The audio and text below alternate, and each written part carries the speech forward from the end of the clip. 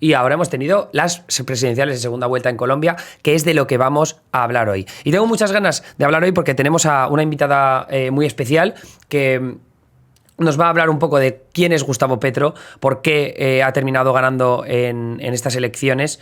Además que son unas elecciones históricas para Colombia porque es la primera victoria de la izquierda en toda la historia del país. Entonces me apetece hacer un montón de preguntas acerca de qué es lo que ha pasado exactamente para que lleguemos a este punto. Además, Colombia, que ha tenido una historia bastante convulsa en estas últimas décadas, ¿no? Pues con la presencia de las FARC, después con esos acuerdos de paz, pero ahora en estos últimos años también con manifestaciones en las calles, violencia desde el gobierno, bueno, desde las fuerzas públicas, y ahora con este último tramo en el que el oficialismo de Colombia pues se ha diluido, ya emergido esta figura de Gustavo Petro, que no estaba claro hasta ayer que podía ganar las elecciones, ¿no? Así que vamos a hablar de eso con Andrea Aldana, periodista, columnista del Espectador, pero también periodista que ha colaborado en el último número de Revista 5W, que tenemos el número, a ver un momento si lo encuentro por aquí, es La Leche, Revista 5W, y Andrea escribe uno de los números que me he leído y es brutal sobre los últimos años en Colombia, cómo se han bebido en el contexto de esos acuerdos de paz, ¿no? Y de cómo han afectado pues no solo a lo que es la vida política del país, sino también la vida pública, el pueblo. Y quiénes se han visto representados, quién han podido conseguir que su voz se escuche y quiénes no. Así que si queréis echarle un vistazo, tenéis ahí el número 7, La Paz Herida en papel, de Revista 5W, que colaboramos con ellos, con estos invitados para hablar de política internacional. Entonces, antes de pasar ya con mi invitada, también quiero agradecerle a Level, la aerolínea de bajo coste con la que hacemos estos lunes por el mundo. Gracias a ellos pues nos permitimos traer invitados todas las semanas. Y gracias a ellos también se vuela muy barato a América. Muchos vuelos que conectan Barcelona con América y especialmente con Estados Unidos. Ya hablaremos dentro de poco de los viajes que me he pegado este fin de semana, que he estado en Charleston y en Savannah, en Georgia, y me ha flipado. Y pues siempre os puedo recomendar la forma de poder encadenar vuelos de Level para visitar esas ciudades tan espectaculares que la verdad es que con respecto al resto de Estados Unidos y fuera de Nueva York y Los Ángeles y San Francisco es una mierda. Bueno, bien, ya pasamos. Gracias, Level, un aplauso para Level. Y ahora sí, vamos con la entrevistada. Andrea, que estás al otro lado, me estás escuchando. ¿Cómo estás? Bienvenida a los streams de twitch.tv/nanísimo. ¿Es tu primera vez en Twitch? ¿Te hemos invitado por primera vez a esta plataforma o ya te habías estrenado en otro lado? No, es mi primera vez en Twitch y un saludo a ti, Emilio, y un saludo a todos los que están conectados oyendo y viendo. Bueno, seguro que habrá muchos colombianos hoy expectantes acerca de lo que vayamos a contar, especialmente lo que vayas a contar tú. Yo lo primero que te voy a preguntar así de calle, no te voy a preguntar por Rodolfo Hernández, que es el derrotado de la jornada de ayer, te voy a preguntar por Gustavo Petro, ¿no?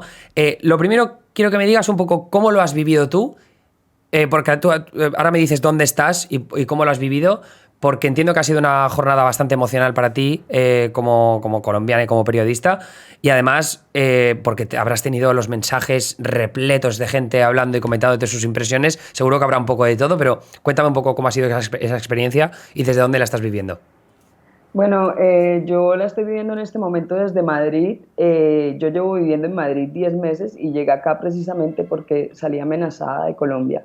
A mí me sacó Reporteros Sin Fronteras el año pasado y fue precisamente porque llevo más de 15 años en un periodismo muy rural, muy de las víctimas del conflicto armado, pero también un periodismo que denuncia mucho los crímenes estatales y lo que hace la fuerza pública y los gobiernos de mi país que siempre y tradicionalmente han estado afiliados a la derecha, ¿no?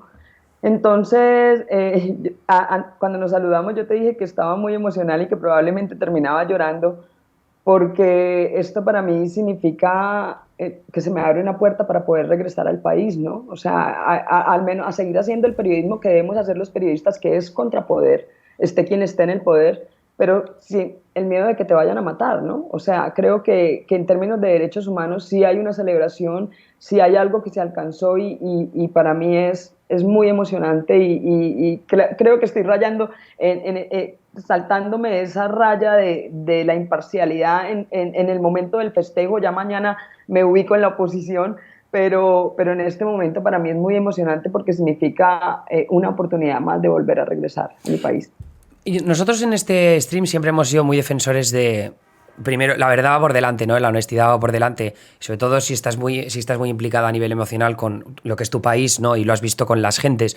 No solo con las gentes de tu círculo cercano, tus familiares y tus amigos, sino también de la gente a la que has entrevistado. Y cuando te palpas de una realidad que te toca la fibra sensible, tienes un papel emocional que jugar en esa historia. Y si te afecta de una manera distinta, yo creo que lo importante es que lo muestres y que digas, oye, mira, esta victoria significa tanto para mí y ahora me voy a poner este lado para contar, para decir, a este gobierno no le voy a dejar que pase todo, ¿no? A mí eso me parece muy, muy importante. Entiendo que tú a nivel de periodista me estás diciendo esto porque tienes la sensación de que algunos lo pueden ver de forma negativa, ¿no? Un poco por eso y un poco porque yo también me tengo que poner límites, o sea, porque tengo que entender que igual sea lo que sea, es el lugar, es el contrapoder. El periodismo siempre tiene que estar del lado del desposeído en el periodismo como yo lo entiendo. Pero es muy difícil no implicarse emocionalmente cuando tú has estado en medio de las balas, cubriendo en tu territorio y es muy difícil, Sí. sobre todo porque yo cubrí el paro nacional y las manifestaciones del año pasado, porque a mí me sacó Reporteros Sin Fronteras 2 veces de Colombia el año pasado. Y yo quedé en la mitad de Cali, que fue donde fue el epicentro de esa confrontación con jóvenes y policía, porque realmente eran jóvenes contra la policía, y yo estaba en la mitad de ellos cubriéndolos. Y cuando yo salgo de Cali y escribo la crónica, 4 o 5 de las fuentes que yo había entrevistado ya las habían asesinado, ¿no? Entonces, cuando tú vas haciendo periodismo, y eso es solo el episodio de Cali, pero a lo largo de mi historia de periodismo, son decenas de fuentes que me han asesinado y fuentes con las que tú te implicas emocionalmente porque has vivido el peligro con ellas. La última me la asesinaron hace 5 o 6 días en Colombia. Entonces es muy difícil no implicarte emocionalmente cuando ves morir a la gente ante tus ojos y a la gente que soñaba este cambio, ¿no? Entonces yo pensaba en la última fuente, doña Tuta, una líder territorial del Chocó que asesinaron, que ella le hizo campaña a Petro a morir y saber que no esperaron 5 días para que ella pudiera brindar. Es difícil no implicarse en el periodismo, pero por eso también me tengo que recordar y ponerme el límite, porque pues yo no soy activista, Claro. soy periodista y tengo que tener clara esa franja. Sí, sí, o sea, vamos a intentar ver el foco más general porque seguro que hay gente que no entenderá muy bien qué es el paro nacional, ¿no? O antes hablaba yo de los acuerdos de paz. Entonces, tú has estado en el terreno muchos años, has entrevistado a un montón de gente involucrada en todos estos movimientos sociales o movimientos políticos que se han producido en Colombia. Yo quería empezar primero por los procesos de paz porque quizá no se ha hablado tanto de ellos a nivel internacional y yo que he leído mucho el New York Times, el Washington Post, luego también he leído medios en España, tengo la sensación de que esos acuerdos de paz no han recibido tanta atención en estos últimos días o estas últimas semanas de campaña. Pero entonces, claro, Colombia es un país en el que la guerra contra las drogas y ese enfrentamiento entre las FARC, las Fuerzas Armadas, ¿cómo es el momento? Revolucionarias de Colombia, ¿no? ¿Lo he dicho bien? Revolucionarios de Colombia. Vale, perfecto. Ese enfrentamiento se ha extendido durante muchísimos años y ha implicado la muerte de montones de personas y de zonas en conflicto. Entonces, ¿cómo crees que encaja los acuerdos de paz en el cambio político que se empieza a producir en Colombia y que nos trae al día de hoy? Yo creo que, ¿cómo encajan? No, yo creo que el cambio que tiene Colombia hoy no hubiera sido posible sin el acuerdo de paz. Yo lo que creo es que el acuerdo de paz por fin dio frutos. O sea, tú lees las redes sociales y hay mucha gente, la tusa para los colombianos es el desamor, ¿no? Entonces cuando ganó... Karol G me lo enseñó eso. Ah, bueno, sí. Cuando... No, es que Karol G. Karol G es la que lo usa, que soy fan de Karol G por eso. Sí. Y cuando perdieron los acuerdos de paz, que ganó el no a la paz, o sea, cuando el presidente refrendó la paz con el pueblo, que ganó el no, o sea, como si los colombianos hubieran dicho no queremos la paz, pues la mitad de los colombianos estaban llorando, ¿no? Porque la franja por la que ganó fueron 50.000 personas. Y estaban llorando, entonces todo el mundo siempre tenía como una tristeza, o esta gente tenía una tristeza interiorizada porque ¿por qué no la paz? ¿Por qué no la paz? Y ayer decían como que por fin siento que se curó mi tusa por el plebiscito del 2016, ¿no? O sea, tuvimos 6 años de desamor, 6 años de tusa por el plebiscito de la paz, pero como que ya sanó. ¿Y en qué traduce eso? Pues que precisamente todo ese movimiento social que se empezó a configurar alrededor de los acuerdos de paz se volvieron un movimiento político que superó la división clásica que sufren todos los países, que es la división de las izquierdas, ¿no? Y los movimientos sociales. y entendieron que había que rodear un proceso y que había que rodear, porque los acuerdos de paz realmente eran un proyecto de país. Claro. Sí, que era un proyecto de país que iba a redistribuir la tierra, que es un gran problema en Colombia. Era un proyecto de país que iba a poner la vida por encima de lo que sea. Era un proyecto de país porque nadie leyó el acuerdo de paz porque además era ilegible, eran más de 1000 páginas, pero más de 500 propuestas no estaban pensadas para la sociedad civil, no para la guerrilla. Eso era lo importante del acuerdo de paz, pero claro, bueno, ahí se empezó la pelea política, pero lo que se forjó en ese acuerdo es lo que representa Gustavo Petro y es alrededor de lo que los movimientos sociales en Colombia, que son los que le dan la victoria a Petro, que es una victoria popular, es lo que se configura como movimiento social. Sufre, más de 3000 líderes sociales asesinados en defensa del acuerdo de paz, pero hoy, aunque ellos no estén, este triunfo es de ellos.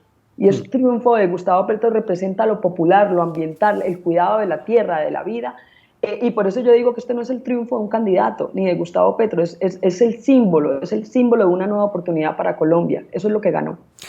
Te comentaba yo antes fuera de micro, ¿no? Que cuando me interesé por lo de las elecciones en Colombia y un poco por hacer un poco de contexto, me metí en la Wikipedia y busqué presidentes de Colombia, ¿no? Empecé a tirar para atrás, es que pones precedente, y era como siempre, Partido Liberal, Partido Conservador, o sea, el oficialismo de Colombia, que era siempre la derecha. Y efectivamente, los titulares eran, ojito, que puede ganar el primer presidente de izquierdas de la historia de Colombia.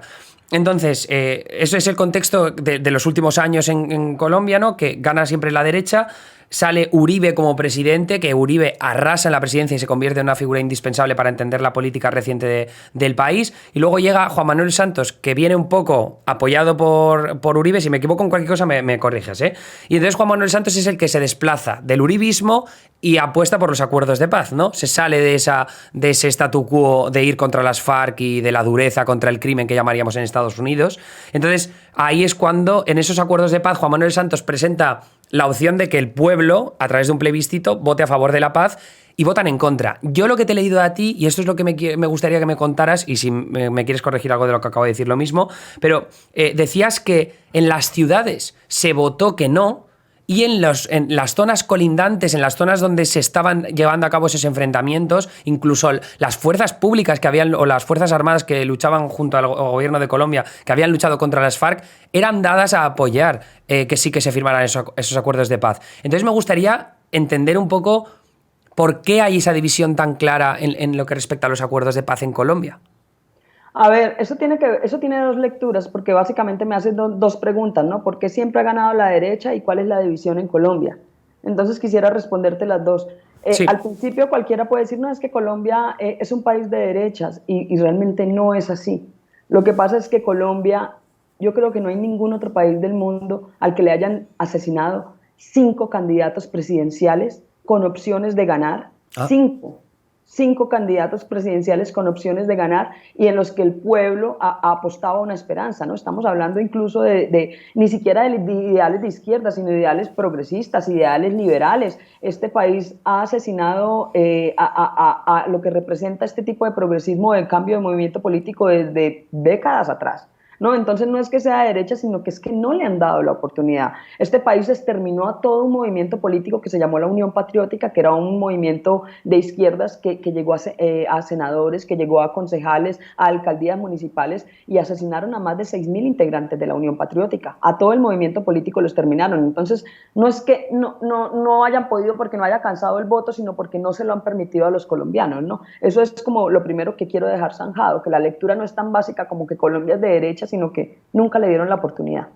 Y la otra lectura es que por qué pasa esto, y también tiene que ver un poco por lo céntrica que es la política en Colombia, ¿no? Entonces todo lo que pasa en Colombia importa solo lo que pasa en Bogotá, ¿sí?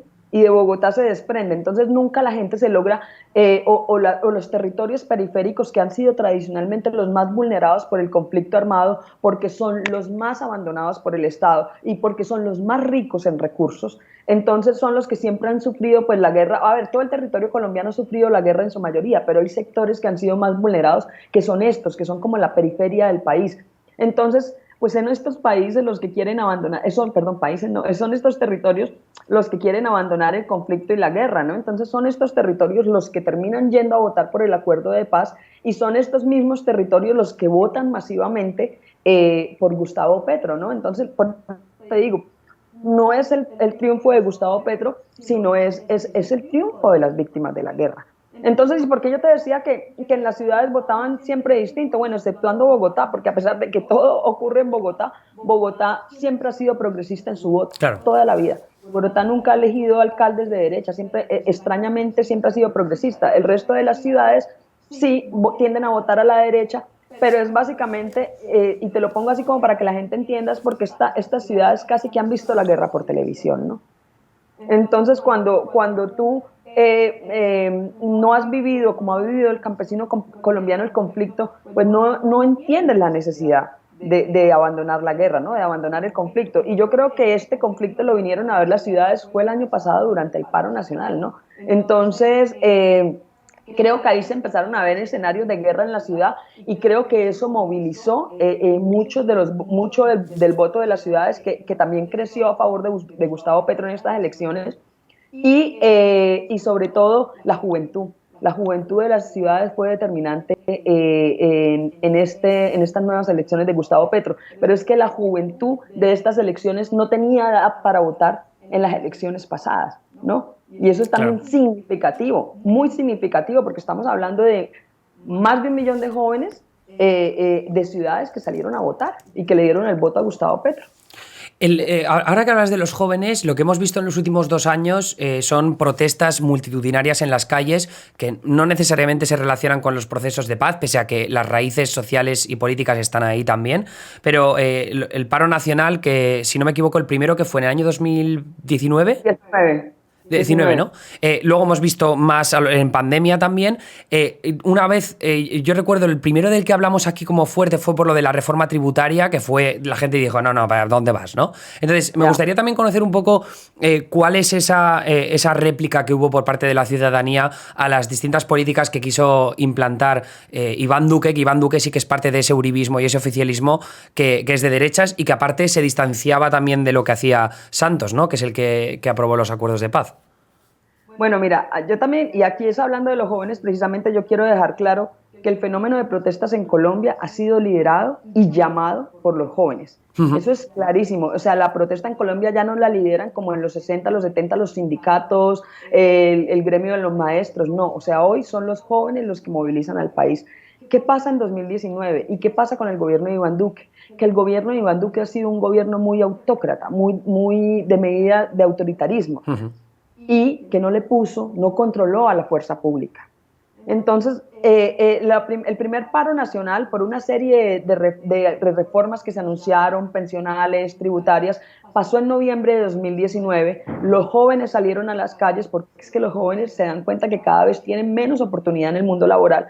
Los jóvenes salen a la calle y la policía, con unas armas, una policía especial para contener protestas en Colombia que se llama ESMAD, Escuadrón Móvil Antidisturbios. Esta policía tiene unas armas que dispara unos perdigones de plomo, unas escopetas que dispara y los perdigones se dispersan y ellos le llaman a estas armas que matan gente, le llaman armas no letales y con eso defienden el uso de estas armas. ¿Qué pasó en noviembre de 2019? Pues el ESMAD le disparó a un chico, un estudiante que se llamaba Dylan Cruz y lo mató. Eso desencadenó una protesta y empezó a acumular una rabia incontrolable contra la fuerza pública en Colombia. Eso pasó. Días después, el ejército asesinó a una mujer trans en las carreteras rurales. Entonces iba creciendo la rabia contra la fuerza pública. Llega 2020. Cuando llega 2020 y estamos en pandemia, pues en Colombia pasó lo que pasó en todos los lugares del mundo. El cuidado de la pandemia se dejó a la fuerza pública, ¿no? Entonces, si tú violabas el toque de queda, pues la policía te golpeaba y ya, tú también conoces lo que pasó en Estados Unidos con George Floyd. Y eso mismo pasó en Colombia. Entonces, llega octubre de 2020, la pandemia, un abogado en un retén que hace la policía durante el toque de queda, la policía lo golpea, le empieza a aplicar pistolas Taser, se le escucha al abogado, los graban, no les importa, llegan a un punto de autoritarismo tan bravo que no les importa que los estén grabando mientras torturan a un ciudadano. se llevan al ciudadano un CAI son como unos puestos pequeños de policía, y al otro día el ciudadano aparece muerto a golpes, ¿no? Lo mataron. Pues ese mismo día que anunciaron la muerte de ese ciudadano, toda Colombia salió a protestar e incineraron, quemaron más de 72 CAIs en toda Colombia, ¿no? Entonces, y ese mismo día que quemaron las CAI, la policía en Bogotá mató a 13 ciudadanos más. Y circularon videos donde la policía le disparaba directamente a los ciudadanos, y 3 días después el presidente Iván Duque se puso una chaqueta policial y fue a abrazar a los policías en los CAIs, ¿no? Entonces le estaba dando un mensaje a la nación de no me importan los derechos humanos, no me importan que hayan muerto 13 personas asesinadas, yo voy a abrazo a la policía, ¿no? Estoy del lado de la policía. ¿Qué hacía eso? Apagar fuego con gasolina, apagar fuego con gasolina.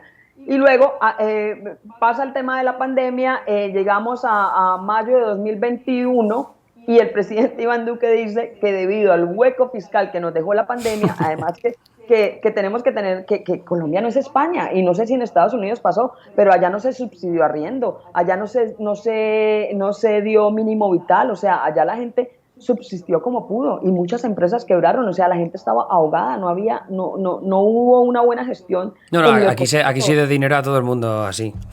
No. Por eso están con la inflación como están ahora, entre otras Ya, cosas. bueno, allá no pasó nada de eso. Y entonces, ¿qué pasó? Que este tipo dice, tras de que ya el pueblo estaba empobrecido totalmente, que la clase media estaba bajando a la pobreza, y este tipo dice que para aliviar el hueco fiscal que dejó la pandemia, pues que hay que hacer una reforma tributaria y que hay que pagar más impuestos. Pero ¿a quién se le ocurre?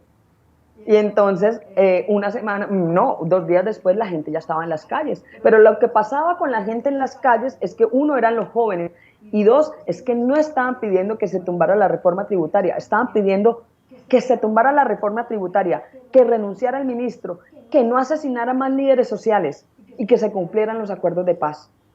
Entonces ya eran las 3 banderas por las que la gente salía a la calle, y a pesar de que la reforma se tumbó, los colombianos siguieron en la calle. Y es la primera vez en la historia de Colombia que tuvimos casi 3 meses seguidos de protestas. ¿Y por qué? Porque en el 6.º día de la protesta ya habían asesinado a 6 jóvenes en Colombia. Entonces tú podías ya retirar la reforma, como lo hizo el presidente cuando vio que esto se le incendió, pero la policía seguía matando gente en las calles, ¿no? Entonces llegamos a acumular más de 100 jóvenes asesinados. Hay una ONG que se llama Indepaz que dice que son 80, y hay una ONG que se llama Temblores, que investiga los crímenes de la policía, que dice que de estos 80 asesinatos, más o menos, o presuntamente, en 40 de estos el autor fue la fuerza pública. Y la verdad es que yo estuve en escena, yo vi cómo la policía le disparaba a los jóvenes, yo vi cómo la policía nos disparaba a los periodistas.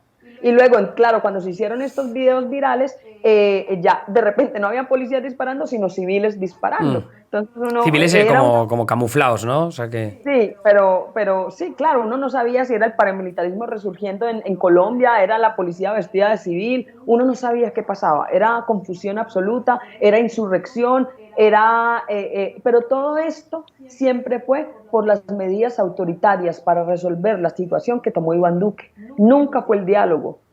Apagó un incendio con gasolina. O sea, el estallido social se frenó básicamente porque los movimientos dijeron, bueno, llegaron sobre todo en Cali, ¿no? Llegaron a un acuerdo y empezaron a generar promesas en torno a un acuerdo, ya hay que parar esta muerte, porque evidentemente el presidente no la va a parar, pero se seguían movilizando.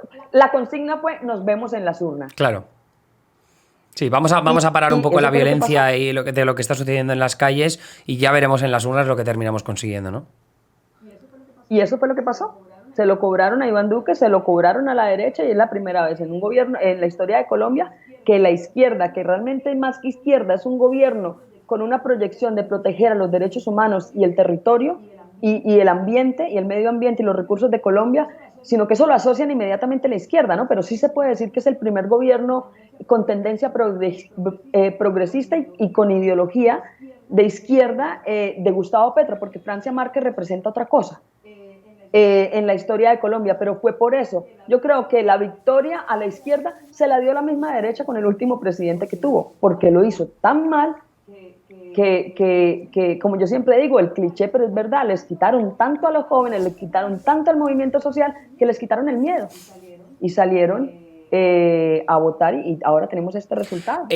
Muy Estamos interesante. hablando de la izquierda, pero tampoco nos hemos metido en medidas concretas, ¿no? Porque muchas veces se habla de izquierda con mucha facilidad y, por ejemplo, en Latinoamérica hemos tenido victorias de izquierdas bastante importantes, ¿no? Hemos tenido a Xiomara Castro en Honduras, hemos tenido a Pedro Castillo en Perú, hemos tenido a Gabriel Boric en Chile, ahora la victoria de Gustavo Petro en Colombia. Son izquierdas muy diferentes, o sea, yo creo que es incomparable quién es Gabriel Boric o quién es Pedro Castillo y quién es Gustavo Petro, pero me gustaría intentar enmarcarlo a nivel ideológico con algunas de las propuestas que tú crees que se pondrían en el espectro ideológico en la parte de la izquierda. No sé si puedes comentarnos algunas en concreto que digas, bueno, claramente por esta reforma que quiere llevar a cabo, que falta que luego quiero preguntar también a nivel pragmático, ¿no? Porque habrá cosas que querrá pasar pero no podrá. Yo creo que la principal bandera de Gustavo Petro y que lo puede ubicar en la izquierda inmediatamente es la bandera del medio ambiente, de la justicia ambiental, como la llama él. ¿Y por qué? Porque Colombia precisamente una de las cosas que ha generado la guerra en Colombia y las masacres y la violencia en Colombia es que siempre han masacrado al campesinado para desplazarlo de territorios que necesitan ser Uh -huh. explotados por grandes multinacionales, por petroleras, por mineras y bueno, y la guerra que nos ha dejado el narcotráfico, ¿no? Que finalmente sigue siendo un monocultivo. También tiene que ver con lo ambiental, no solo con Entiendo que con porque, lo... bueno, Colombia, aparte, a nivel de petróleo, exporta mucho petróleo y luego, por supuesto, la cocaína, que es un mercado ilegítimo, pero que tienen una cantidad de cultivos y de hectáreas, creo que eran ciento y pico mil hectáreas, ¿no? En todo el país. 170.000, 170.000, Mm. sí. Sí, exacto. Entonces, por ejemplo, la primer bandera que él lo puede ubicar inmediatamente a la izquierda es romper con esa explotación de los recursos naturales que sufre Colombia, porque además la condena de Colombia es su riqueza porque tenemos oro, tenemos coltán, tenemos carbón, tenemos, por ejemplo, ahorita que habían multinacionales que ya iban a sacar de Colombia, pero que una vez inició la guerra en Ucrania, anunciaron que retomaban la explotación carbonera en Colombia porque ya no querían depender de gas de Rusia a volver a explotar a Colombia en el carbón, ¿no? Entonces, Gustavo Petro llega básicamente, o lo que él dice que va a hacer, ¿no? Porque yo tampoco quiero caer en el error de creer en un Mesías, pero lo que él dice que va a hacer es ponerle un tate quieto a esto, o sea, que esto ya acabe. Ujú. ¿Sí? No más explotación en los territorios y la no explotación en los territorios rurales colombianos significa no más guerra. Eso se traduce, en Colombia se traduce en no más guerra. ¿Por qué tengo yo fe en eso? Porque la fórmula vicepresidencial de Gustavo Petro, que es Francia Márquez, es una líder medioambiental que ha sido víctima, que ha sido desplazada y que ha sido discriminada y ha sido muy violentada a lo largo de toda su historia, ¿sí? Pero es una mujer que nunca ha dejado de luchar contra corporaciones, contra multinacionales y siempre ha peleado la defensa del territorio, ¿no? Entonces creo que mucha de la votación de Gustavo Petro realmente no es por Gustavo Petro, sino por Francia Márquez, Mm. que es la que representa también el cuidado de la vida, ¿sí? Y ahora también es el enfoque de género en el gobierno de Gustavo Petro, porque Gustavo Petro ha tenido sus vainas raras con el tema del feminismo, pero llega a Francia también a nivelar y a equilibrar eso, ¿no? Porque en un momento Gustavo Petro terminó como en algunos roces con algunas feministas de Colombia, pero Francia siempre como que equilibra eso, y eso me parece muy democrático, ¿no? Que lleguen estas dos personas y que llegue la ideología, bueno, la ideología de género no existe, sino el enfoque de género a un gobierno también es asociado con la izquierda. Ujú. ¿Sí? ¿Qué otra cosa puede asociar? Una cosa antes de seguir con lo de las medidas, porque habías mencionado lo del asunto de la justicia ambiental, que me parece súper importante, pero has mencionado también en una parte anterior de la entrevista acerca de lo del paramilitarismo, ¿no? Que cuando se firman los acuerdos de paz, el vacío que dejan las FARC lo llenan, pues aparte de unas disidencias de las FARC que no querían firmar los acuerdos de paz, luego también aparecen estas fuerzas paramilitares que pues quieren aprovechar como el vacío, no solo el vacío a nivel militar, sino también de la cocaína, por ejemplo. Entonces, ¿no puede provocar, por ejemplo, un conflicto armado el hecho de que el gobierno quiera encargarse de que esas tierras se exploten para otro tipo de cultivos o que no sea para el petróleo? ¿No puede haber muchos intereses en juego que dinamiten la paz que se puede haber encontrado en esas regiones? Esto lo pregunto sin saber, ¿eh? Sí, pero yo te voy a explicar lo que yo pienso y lo que yo he visto en los territorios. La coca, lo que en Estados Unidos se traduce como cocaína, es un mercado ilegal, pero funciona como cualquier mercado. Se rige bajo las leyes de la oferta y la demanda, ¿sí? Y desde que haya demanda y sobre todo nombro a Estados Unidos porque según la ONU, Colombia pone el 79% de la cocaína del mundo, y de Estados Unidos la que consume el 89% de cocaína que consume Estados Unidos es colombiana. Ah. ¿Sí? Entonces estamos hablando de que tiene el monopolio del mercado. ¿Sí? Por eso te digo que la condena de Colombia es su riqueza, porque ningún otro país tiene las condiciones territoriales para sembrar la mata de coca como las tiene Colombia. ¿Sí? Y que sea tan prolífica, ¿no? Entonces, ¿por qué digo? Se rige bajo la oferta y la demanda. ¿Eso qué quiere decir? El narcotráfico nunca se va a acabar. Desde que haya demanda, va a haber oferta.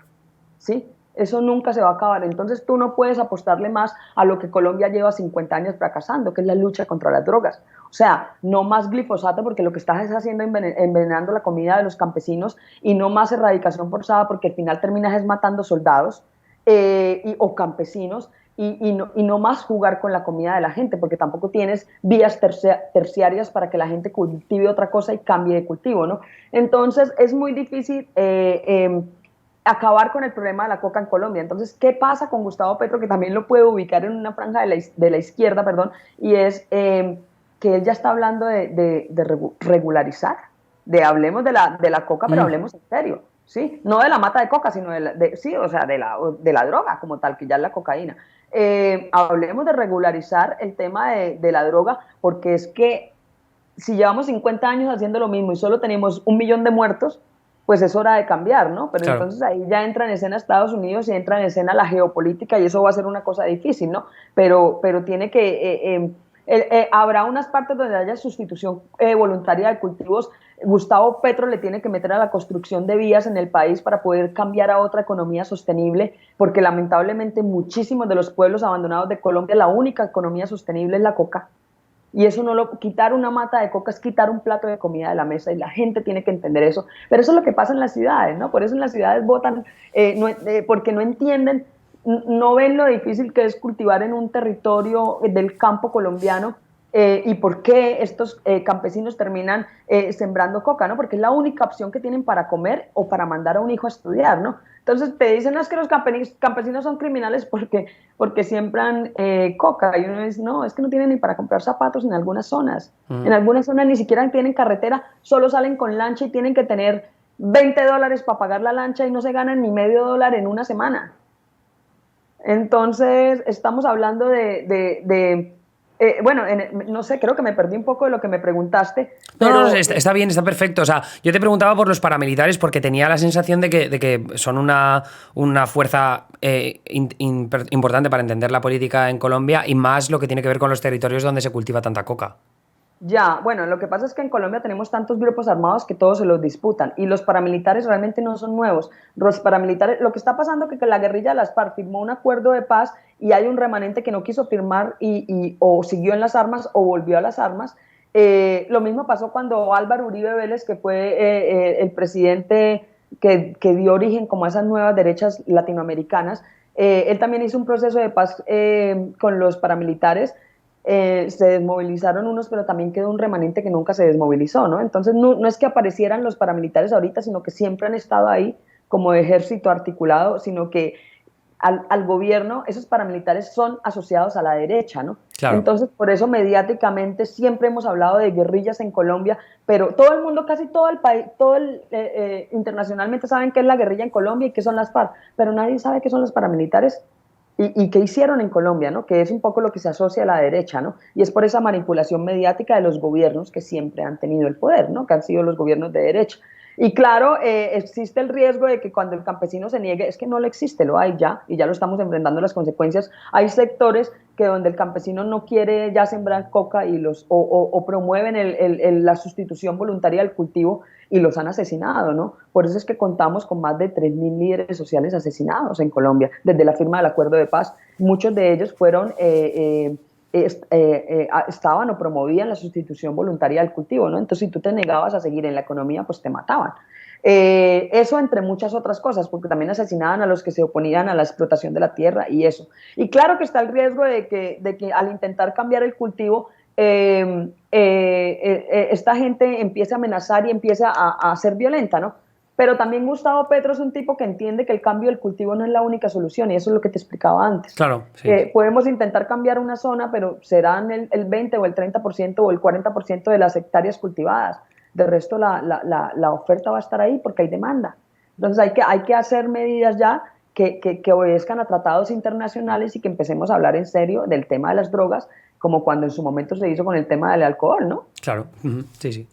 Luego ibas a hablarme más, entiendo, sobre medidas de Petro. Yo, guiándome un poco por lo que dicen en el chat, porque estoy viendo que están mencionando una cosa que dijo en el discurso Petro acerca del capitalismo, ¿no? Que Colombia se tenía que mantener en el capitalismo. A mí me hace mucha gracia leer estos titulares ahora porque decían que le abuchearon un poco. Esto no sé si es cierto, ¿no? Porque no he visto el vídeo, pero me hace gracia mucho leerlo porque siempre que estamos en los prolegómenos de unas elecciones en Latinoamérica en estos últimos años, viene el coco, ¿no? Viene el coco, viene el malo de la izquierda que va a convertir este país en Venezuela. Que además vosotros, Venezuela está al lado, hay muchísimos refugiados venezolanos en Colombia, evidentemente es un tema candente del que estoy seguro que la derecha ha sabido aprovecharse durante mucho tiempo, pero me interesaría saber cómo de coco es Petro para la derecha, o sea, ¿qué es lo que le da miedo a la derecha de Petro que puede tomar decisiones a nivel, porque evidentemente si ha gobernado siempre la derecha, Colombia es un país muy liberal en lo económico, o sea, ¿qué medidas está proponiendo Petro a nivel económico, fiscal, que den tanto miedo a la derecha?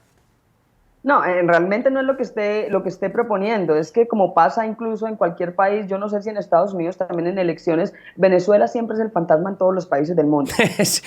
Bueno, en España ya lo sabes, o sea, Sí, o sea, y allá en Estados Unidos también decían, vamos, Estados Unidos, por Bueno, Dios. sí, a Bernie Sanders lo comparaban con Venezuela, es verdad, es verdad. Claro, y que se iban a volver como Venezuela y tal, pero estamos hablando de Estados Unidos, por Dios. Entonces es como el fantasmita de batalla que le sirve a todas las derechas en el Sí, mundo. Entonces no es totalmente. tanto que siempre han dicho, ¿qué es lo que más dice la derecha? Que Petro está cansado de decirlo en todas las entrevistas, y es que nos van a expropiar, nos van a expropiar. Entonces ellos piensan que es que Petro va a llegar a sacarlos a todos de las casas, y Petro siempre ha dicho, yo no voy a expropiar, lo que voy a hacer es que la tierra en donde se cultiva sea cultivable, y es ofrecer proyectos de hablar como crear como, esto ya viene en una reforma agraria, ¿sí? Que las tierras se cultiven y que no sean solo para ganadería extensiva, es decir, 3 vacas en hectáreas y hectáreas de tierra alimentándose, o sea, que tengan una producción para la sociedad. Y lo otro que ha dicho, y siempre ha hablado, es de comprar las tierras, ¿no? Y siempre ha dicho solamente que en territorios pues que se puedan cultivar, ¿no? Tampoco, pero es que la gente piensa que es que Petro va a llegar a las ciudades a quitarle las casas, ¿no? Entonces, claro, esto lo alimentan, lo han alimentado porque además tenemos Venezuela al lado, y además el drama de Venezuela es muy grande, ¿no? Nosotros tenemos, hasta cuando yo me devolví de Colombia, eran 2.100.000 desplazados de Venezuela que teníamos en Colombia, ¿no? Entonces la migración de Venezuela la tenemos ahí, la vivimos todos los días, y pues claro, es fácil asustar a la gente, pero eso funcionó en las elecciones de hace 4 años. Venezuela, no. El fantasma de Venezuela yo creo que va perdiendo fuerza, y sobre todo porque Petro ha mostrado ser precisamente que es un tipo inteligente y un tipo... yo hoy tuiteé precisamente que Gustavo Petro era lo suficientemente inteligente para entender que tenía la oportunidad histórica de demostrar en Colombia que existe una izquierda funcional y una izquierda democrática muy lejana a los totalitarismos y autocracias que hay en Nicaragua, Venezuela y Cuba, ¿no? Entonces, yo creo que un poco el interés de asociar a Petro con este comunismo arcaico es eso, ¿no? Que lo sigan asociando a esta gente, a estos gobernantes de estos países, pero el real miedo, yo pienso, de la derecha es que es ese talante democrático de Petro, ¿no? De que puede demostrar que la izquierda tiene vía y vocación de poder y viabilidad en Colombia. Y creo que Petro es muy consciente de eso. Y creo que esta articulación que se va a dar con Boric, porque indudablemente se va a trabajar de la mano con Castillo, con Boric, se me olvidó el nombre del... Xiomara he dicho, pero bueno, Xiomara igual, menos en ese sentido. Y ponle tú que ahora Lula ganara en Brasil, ¿no? Bueno, que va a ganar, si no gana, vamos, sería una sorpresa mayúscula. Es que como yo en las elecciones ya me puedo esperar lo que sea. Ya lo sé. Después de Bolsonaro, pues cualquier cosa es posible. Y nada, y eso, Es que me perdí, perdón. No, o sea, estábamos hablando de lo de que Venezuela sea el coco, ¿no? Y cómo lo venden. Ya, O sea, a mí me gustaría saber, porque en el chat estaban comentando un poco hablaban del sistema de pensiones o la reforma fiscal que quiere llevar a cabo Petro. Luego también, por ejemplo, que quiere acabar con las extracciones de petróleo, lo cual es una mala bueno, noticia para el resto del mundo, porque yo soy pro lucha contra el cambio climático, pero es verdad también que estamos en un momento muy delicado a nivel político, o sea, a nivel económico, que el petróleo está por las nubes. Si sube el petróleo, suben los precios de todas las cosas, sube la inflación. Si sube la inflación, aquellos gobiernos que están en el poder y que intentan cambiar el mundo con medidas contra el cambio climático se van a ir del poder y la vamos a liar. Entonces, es siempre un círculo vicioso. Entonces, me gustaría saber eso, ¿no? Un poco el plano de reforma fiscal, sistema de pensiones y luego también el asunto de dejar de extraer tanto petróleo. no, a ver, hay unas extracciones que ya se están haciendo y Petro siempre lo ha dicho porque es que también lo tergiversan todo el tiempo y Petro siempre ha dicho que no es dejar de explotar el petróleo, sino de dejar de depender, porque es que Colombia casi que depende absolutamente de la explotación del petróleo. Bueno, que eso es un problema como muchos países. Rusia lo tiene ahí, que llevan tanto tiempo dependiendo de eso, que el resto de industrias no las tienen nada desarrolladas y entonces se nota que tiene una dependencia brutal de esa materia prima. Bueno, y entonces eso es lo que él propone, ¿no? Que Colombia es suficientemente fuerte en recursos para generar distintas economías sostenibles y que permitan que Colombia no dependa del petróleo, ¿no? Claro. O de tanto mineral. Entonces es lo que habla, a ver, y una cosa es que la gente tiene que entender a ver, el cambio climático es una cosa seria. ¿Sí? Y eso lo tiene que entender la gente. Lo que pasa es que la gente, mucho en las ciudades, pues la gente que tiene 3 carros en una ciudad como Bogotá o 5 carros en una ciudad como Medellín, que a ver, no necesita 5 carros, pero ya, o sea, esta suntuosidad, pues es la gente que sale a votar a la derecha, ¿no? Y entonces, ¿qué es lo que pasa? Pues que la gente tiene que entender que la explotación del petróleo tiene que acabarse porque es que Colombia ha secado más de 20 ríos, ¿sí? Y somos una de las principales fuentes hídricas del mundo. El Chocó es una de las principales fuentes hídricas del mundo. ¿Qué vamos a hacer? ¿Acabar con nuestro propio, no sé, eje vital?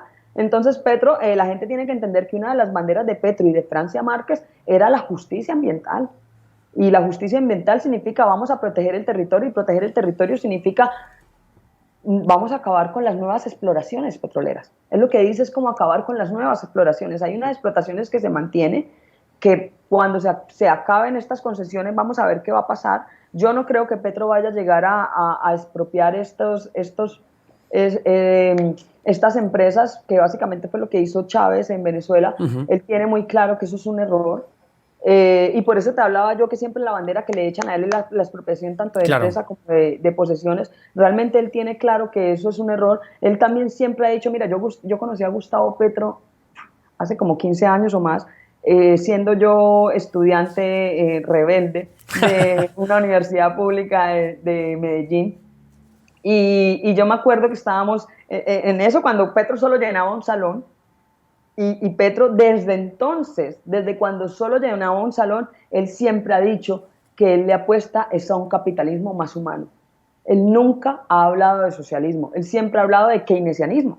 Él ha hablado de capitalismo más humano, ¿no? Entonces, es decir, ¿por qué? Porque él entiende que es como cuando tú, un ciudadano normal, intentas salirte del capitalismo y no puedes porque todo lo que te rodea es capitalismo, pues él entiende que los países funcionan un poco igual. No es que Colombia se salga del capitalismo, sino que si queremos cambiar este modelo económico, la transición tiene que ser de manera geopolítica, de manera de unión de regiones y lenta y transitoria a un nuevo sistema económico que en realidad nunca se ha hablado que sea socialismo, él siempre ha hablado de capitalismo más humano, ¿no? Entonces, por eso es que dicen que lo abuchean, pero yo creo que él tiene razón, porque haz tú el intento de salirte del sistema a ver si lo puedes lograr, ¿no? Es como cuando Mujica fue a Estados Unidos, Mujica, el otro presidente de Uruguay, que también fue guerrillero, sí. Él también se monta al gobierno, y él lo dice en un discurso, él se monta al gobierno con la idea de sacar a Uruguay del capitalismo, y va a Estados Unidos, y de repente regresa y en su discurso se da cuenta que no, es que no nos podemos salir, tenemos que seguir acá. O sea, lo que hay es que tratar de que no sea tan devastador,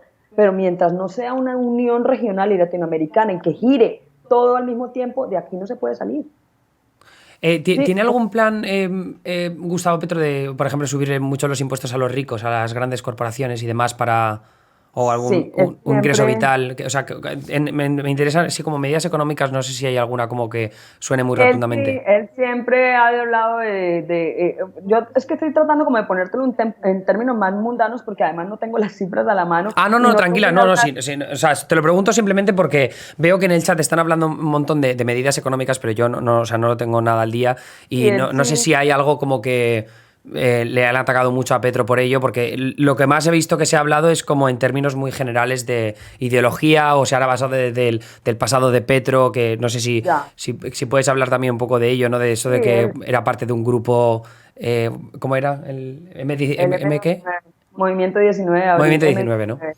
Él siempre ha sido claro desde que lo ha dicho y es que una de las reformas tributarias de su mandato va a ser que la gente que tiene más pague más. Ujú. Y es que además es que hay una cosa que en Colombia poco se comenta y es que las excepciones tributarias que tienen los ricos en Colombia son vergonzosas, Sí, o sea, los pero típicos tirabuzones para poder evitarte pagar impuestos, ¿no? Igual que en Estados Unidos. sí, son muy vergonzosas. Él siempre ha dicho que buena parte de la economía de Colombia está en los bancos.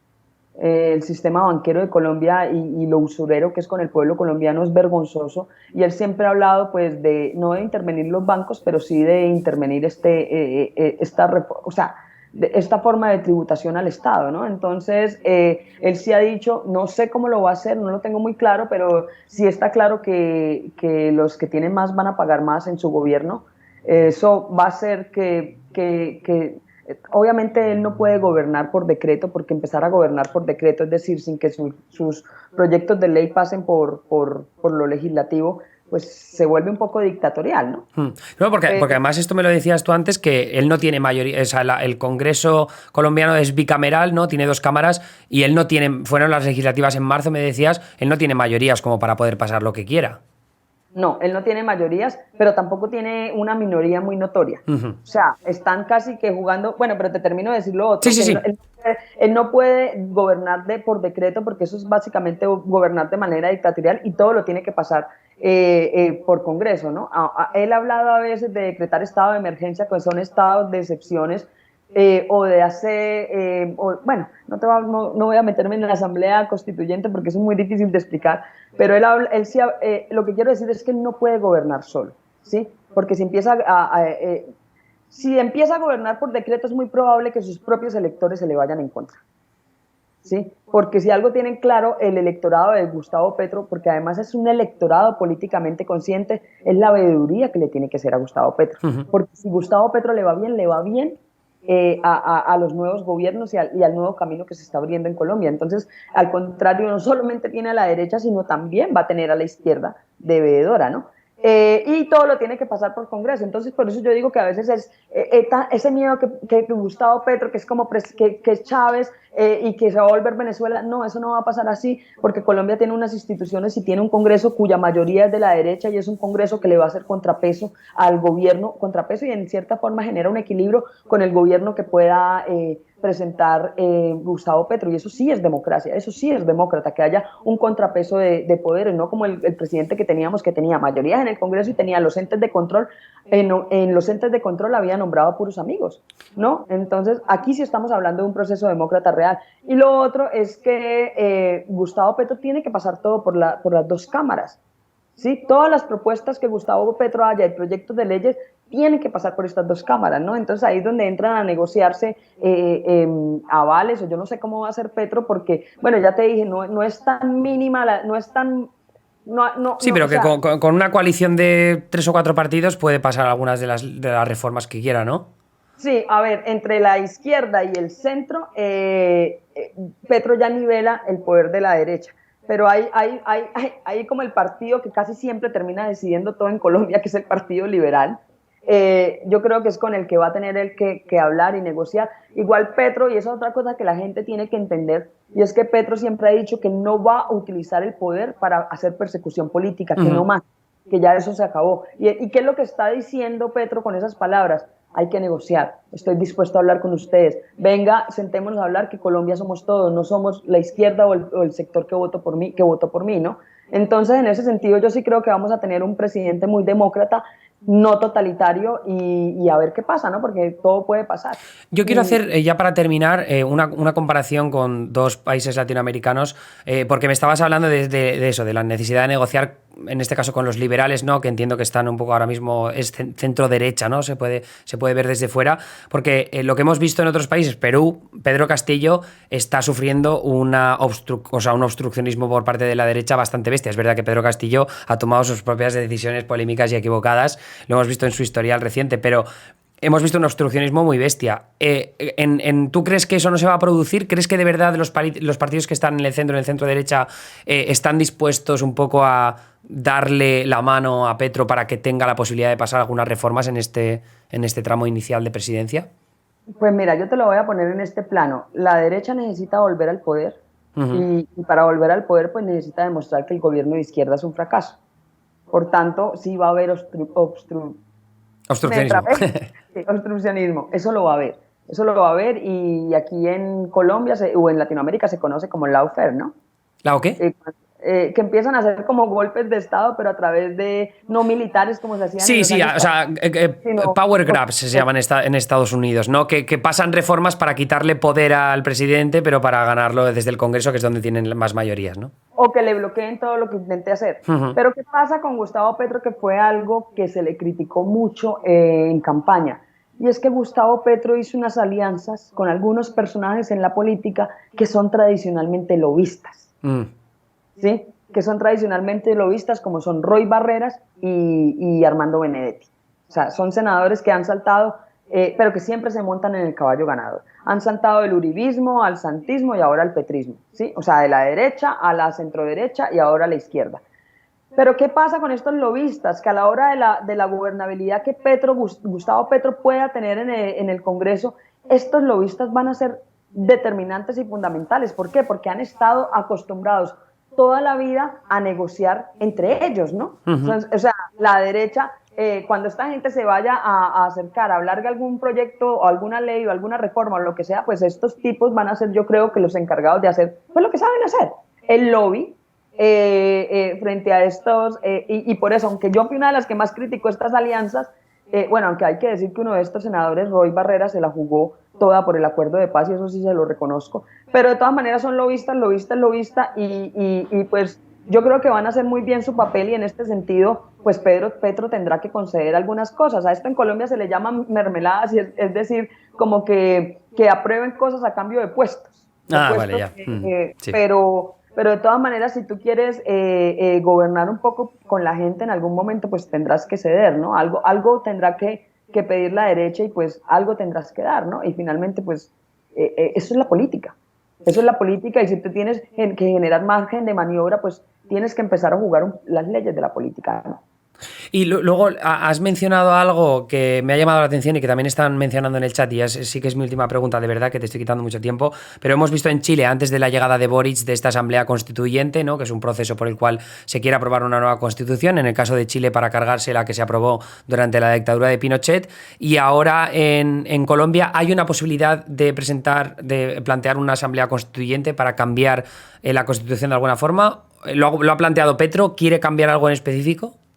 Pues él en algún momento lo ha planteado en campaña, luego se ha retractado, y han jugado con esto, también con decretar estado de emergencia, luego que no, pues han jugado con todo eso.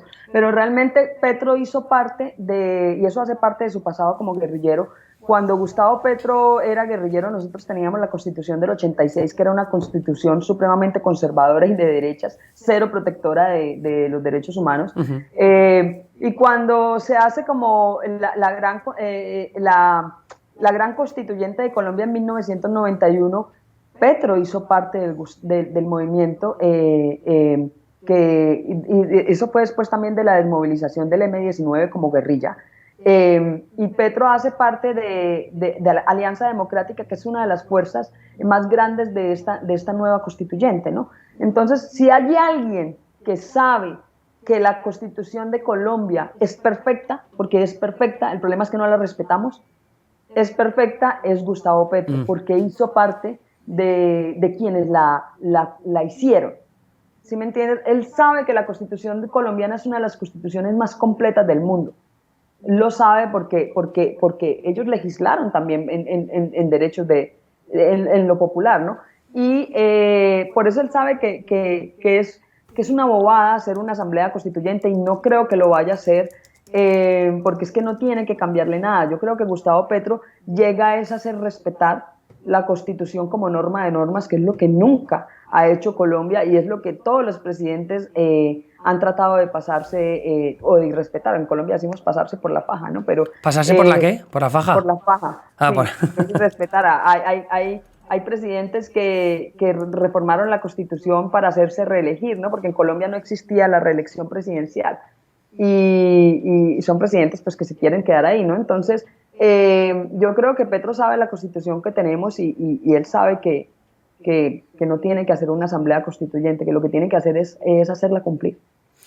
Ahora lo que te toca como trabajo, y lo has dicho en repetidas ocasiones, te lo he leído en Twitter, lo has dicho hoy también aquí, es estar en la oposición, ¿no? Has hablado mucho de las esperanzas que hay con Petro y de las promesas que ha hecho, que no son pocas, sobre todo sabiendo qué figura representa para la historia de Colombia, el primer presidente de izquierdas de toda su historia. Entonces entiendo que vas a estar bastante pendiente de todas esas reformas y promesas que tiene por delante. Por un lado, te agradezco muchísimo que te hayas pasado por aquí. Por otro, quiero recomendar tu cuenta de Twitter para que te sigan y estén pendientes de ese trabajo que vas a hacer dentro del periodismo en Colombia. Y por otro lado, ya para terminar, te deseo mucha suerte con el futuro, que puedas volver a Colombia sin amenazas de ningún tipo, que no te tenga que sacar Reporteros Sin Fronteras en otra ocasión, y que te pases cuando quieras por aquí para hablar de tus cosas, de tus proyectos periodísticos y sobre todo del futuro de Colombia. Muchas gracias, Emilio, por la invitación. Gracias a todos los que estuvieron escuchando mi interpretación de las cosas. Y también quiero decir algo, ¿no? Es que no es que me esté ubicando en la oposición por ubicarme en la oposición, sino porque es que Petro y Francia están apostando con la expectativa de muchísima gente. Claro. Y aquí es donde me empieza a emocionar. Y con la expectativa y los procesos populares que a lo largo de la historia han masacrado en Colombia. Está bien, Entonces, lo entiendo. Entonces creo que sí, en este momento hay que estar precisamente en el lado de la veeduría, en el lado de la oposición, que no es una oposición destructiva, es una oposición sana y necesaria en todas las democracias. Es porque lo que hay en juego es la expectativa de toda la gente que ha sido de toda la gente que guarda la memoria de la gente que ha sido masacrada en Colombia y de la gente que lleva la guerra en la piel. Entonces eso hay que cuidarlo. Te están dando las gracias desde el chat, por cierto. La gente aprecia mucho tu sinceridad y sobre todo el vínculo que tienes con Colombia y con el movimiento de todo lo que ha pasado en estos últimos años. Así que de nuevo te agradezco por ser tan honesta con tu versión de la forma de hacer periodismo, que me parece muy importante, y te repito que te deseamos mucha suerte. Así que gracias por venir, Andrea. Gracias. Hasta luego, que vaya bien. Hasta luego.